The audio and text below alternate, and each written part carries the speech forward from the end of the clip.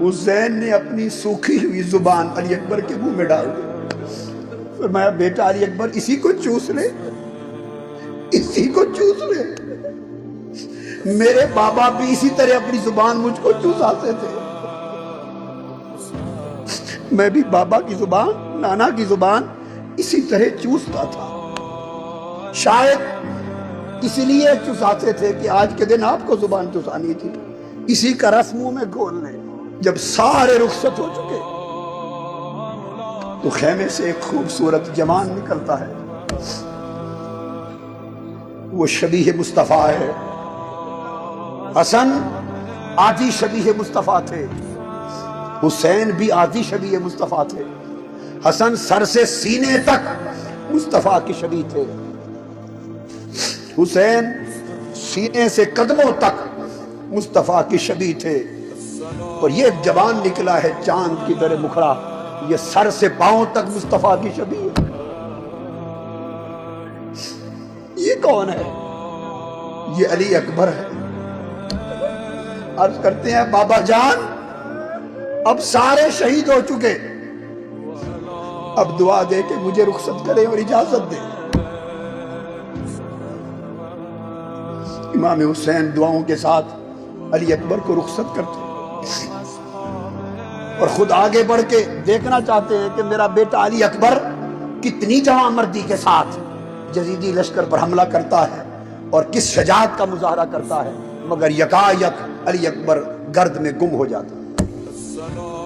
حسین دیکھنا چاہتے ہیں کہ جوان بیٹے کی لڑائی کا رنگ دیکھو، منظر دیکھو، مگر نظر نہیں آتے۔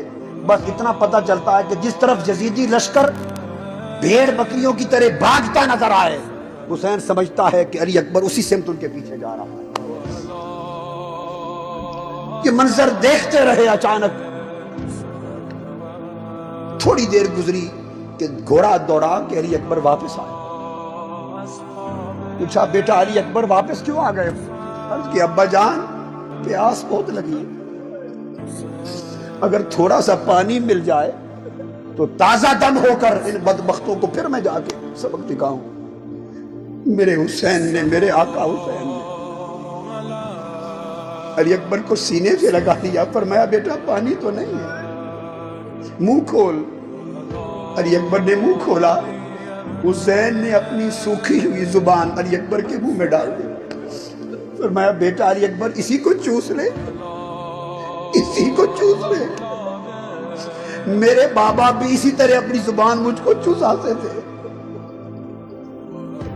میں بھی بابا کی زبان، نانا کی زبان اسی طرح چوستا تھا۔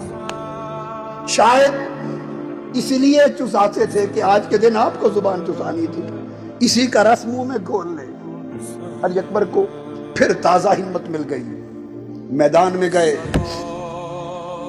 کچھ لمحے گزرے تو آواز بلند ہوئی، یا ابدا، ابا جان۔ سیدہ زینب کہتی ہیں بھائی حسین، علی اکبر کی آواز ہے۔ حسین دوڑ کے پہنچتے ہیں، وہ زمین پر ہیں، نیزہ ان کے سینے میں پیوست ہو چکا ہے۔ حسین نے علی اکبر کو گود میں لے لیا، پوچھا بیٹا زیادہ تکلیف ہے؟ عرض کہ ابا جان یہ سینے کا پھل نکال لیں تو میں پھر لڑوں گا۔ حسین نے پھل نیزے کا نکالا، خون کا فوارہ نکلا، روح قفس انصری سے پرواز ہو گئی۔ علی اکبر جنت المأویٰ میں جا پہنچے۔ علی اکبر کی لاش اٹھا کر حسین واپس آئے۔ ابن عساکر بیان کرتے کہ جب امام حسین کربلا میں پہنچے اور علی اکبر کو لینے گئے تھے، عمر 56 برس 5 ماہ اور کچھ دن تھی، 56.5 برس عمر مبارک تھی، سر اور داڑھی کا ایک بال بھی سفید نہ تھا۔ جب علی اکبر کی لاش کو اٹھا کر خیمے میں پہنچے تو حضرت سکینہ کہتی ہے پھپھو جان سیدہ زینب کو، بابا بوڑھے ہو گئے۔